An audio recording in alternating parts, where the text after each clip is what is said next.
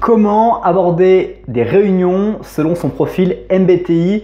Voici la thématique de cette nouvelle vidéo. Merci d'être présent dans cette nouvelle vidéo. C'est un plaisir de vous retrouver aujourd'hui dans cette nouvelle vidéo dans laquelle on va parler de plein de choses intéressantes, notamment sur comment aborder les réunions pour soi-même et surtout comment pouvoir faire participer les autres sans pour autant créer des problèmes de structure dans votre équipe de travail.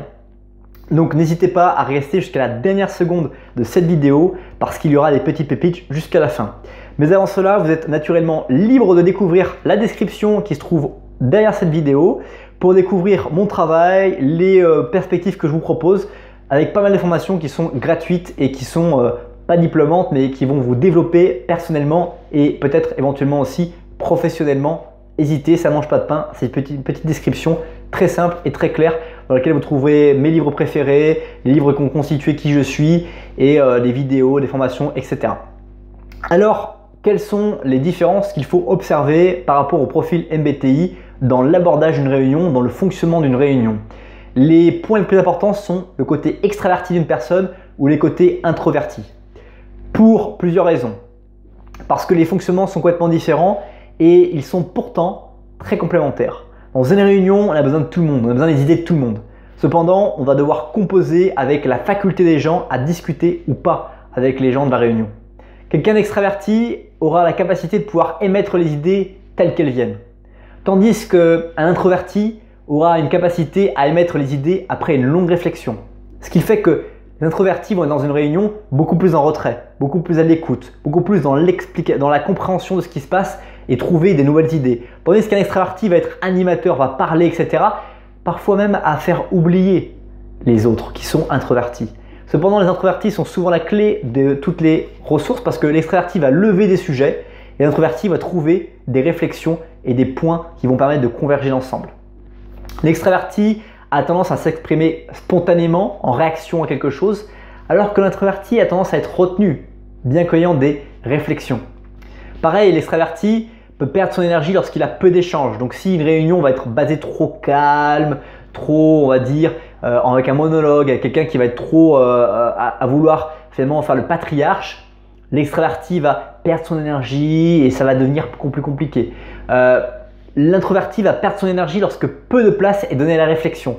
C'est-à-dire à l'inverse, lorsque finalement il va y avoir trop d'informations qui vont fuser, etc. L'introverti va lâcher prise et va se dire putain c'est n'importe quoi. L'extraverti peut couper la parole aux autres. Ça c'est quelque chose qu'il faut mémoriser dans les réunions. Tandis que l'introverti va attendre son tour pour parler. Et donc attendre son tour pour parler, ça veut dire que les personnes que vous voyez qui discutent le moins dans une réunion, ce sont celles qui ont le plus réfléchi à tout ce qui a été proposé, tout ce qui a été mis sur la table. Et donc ces personnes, il est intéressant de les jauger, de leur demander leur avis à des moments cruciaux où les raisonnements qu'ils vont pouvoir apporter vont donner une dynamique à vos réunions.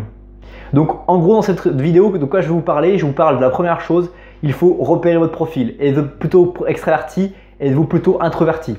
Je propose de découvrir tout votre profil MBTI via un lien dans la description. Vous êtes déjà allé la voir, je pense que vous êtes peut-être déjà cliqué sur cette formation et vous connaissez votre profil. C'est parfait, on peut continuer. Donc soit extraverti, soit introverti. C'est votre profil, donc vous savez comment vous fonctionnez et comment vous allez aussi influencer la réunion si vous êtes animateur de cette réunion. Ensuite, l'idée est de ne pas forcément connaître tous les profils de vos collaborateurs, mais d'identifier ceux qui sont extravertis et ceux qui sont introvertis et à quel moment dans votre concerto en tant que chef d'orchestre, vous allez faire jouer chacun pour pouvoir créer la musique qui va être la plus harmonieuse possible.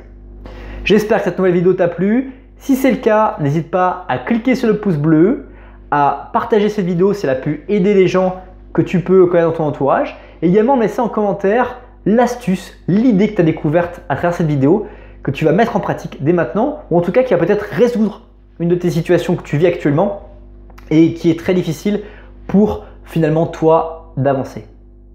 Merci d'avoir regardé cette nouvelle vidéo. Je te dis à bientôt pour une prochaine vidéo. Bye bye.